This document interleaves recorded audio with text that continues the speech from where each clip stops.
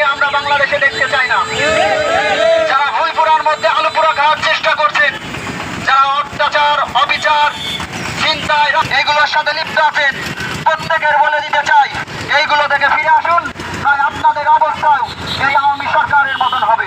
বাস করছেন ছাত্র জনতা, হাজার হাজার ছাত্র জীবনের বিনিময় শত শত গণ অধিকার পরিষদ আজকে বাংলাদেশের অন্যতম একটি রাজনৈতিক দল হিসেবে তৈরি হয়ে যাচ্ছে।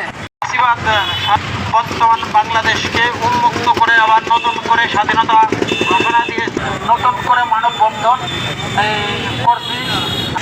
আর বিদেশি যে ভাইয়েরা এর প্রতি দৃষ্টি রাখবে এবং অতি দ্রুত আমার সদর উপজেলা যুব অধিকার পরিষদের পরিশ্রমী সংগ্রামী সভাপতি জনাব মোহাম্মদ রাজীব মোল্লা, বাংলাদেশ গণ অধিকার পরিষদের অঙ্গ সংগঠন যুব অধিকার পরিষদ কর্তৃক আয়োজিত 7 দফা দাবিতে আজকের এই মানববন্ধনে যারা উপস্থিত হয়েছেন থেকে অসংখ্য ধন্যবাদ।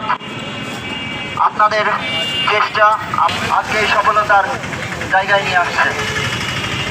আজকে যে দাবি আমার আপনার একার নয়, এ দাবি শুধু গণ অধিকার পরিষদের নয়।